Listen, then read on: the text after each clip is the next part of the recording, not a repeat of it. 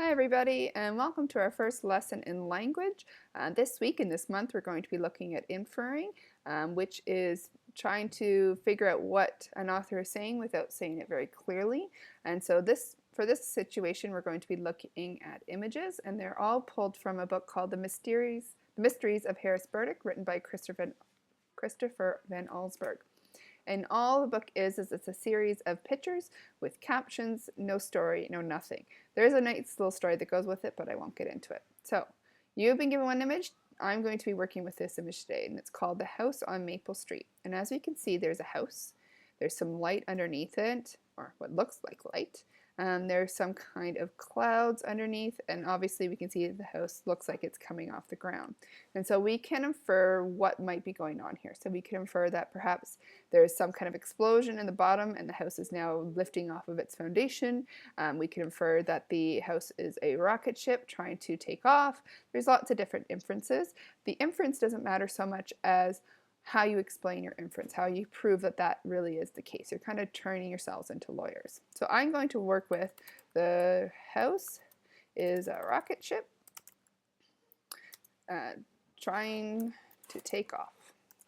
Okay, and whatever inference you choose, you should have a minimum, clear keyword minimum, so you can have more, a minimum of 3 pieces of evidence to support it. So my first piece of evidence is light under the house.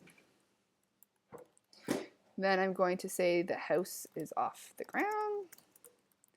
The third one is I'm going to say dust cloud or steam around the house. And if I really wanted to, I could say light in the attic. Maybe we'll add that to the explanation. I like to take a few minutes to brainstorm my ideas before I write, because I find that helps me organize my thoughts so that it goes together in a more orderly manner. So first thing we do in a paragraph is we indent so that we can see that it's the starting of a paragraph. And then we start off with a topic sentence. And so as we know, a topic sentence introduces to the reader what we're going to be writing about. And so a lot of students will do this. I infer that the house is a rocket ship trying to take off. Nothing wrong with that, but we're in grade 6 and we need to start using the word I. I's really only belong in journals. We want to sound more professional, more mature, and so we want to get rid of that I. So what I would suggest is that we start with something more like this. In the image, the house on Maple Street. Okay, and I put those quotations to show that that is the name something has been given. It is not what I have named it.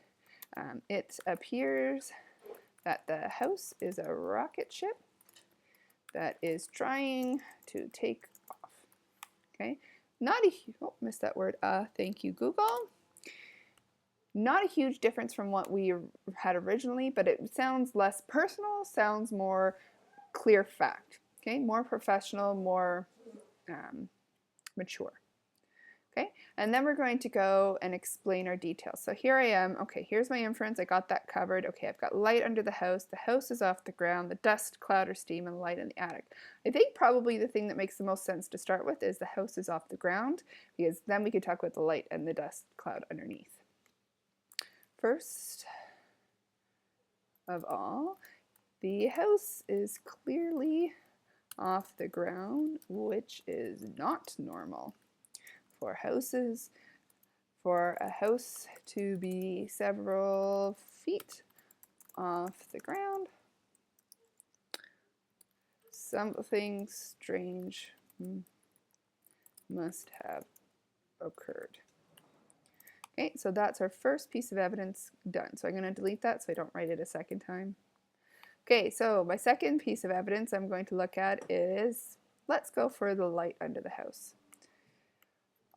In addition, there appears to be a source of light under the house. When rocket ships take off, fire comes out of the bottom and produces light. This gives the rocket ship energy to take off. This appears to be what is going on under the house, right? And then we can actually, I'm going to go on with furthermore. And when you use that transition word furthermore, it means that you're kind of adding on to what you've just written. So furthermore, when rockets take off, the energy required to make them take flight pushes the ground away from underneath it. Since the house is surrounded by what appears to be a cloud of dust, it also suggests that this is a rocket ship trying to take off. And then I'm going to pull that last one in, and you're like, Miss Dickey, why is light in the attic interesting? I'm going to say, finally, the house only has a light on in the attic, which could be considered the cockpit of the rocket ship. When astronauts take off, they often are sitting in the top of the rocket so that they can see where they are going. Perhaps the people of this house are in the attic to see where the house is going. All right, those lovely blue lines, when they show up in Google Docs, there's a suggestion that there's a grammar issue, and they're suggesting on the, which is a correct suggestion. All right, so then the final thing that you want to do in a proper paragraph is to write a conclusion sentence, and a good conclusion sentence actually summarizes your key ideas.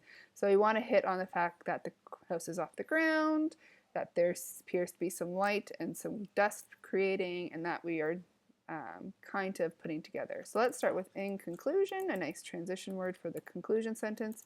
Since the house is off the ground, has light and dust clouds underneath it,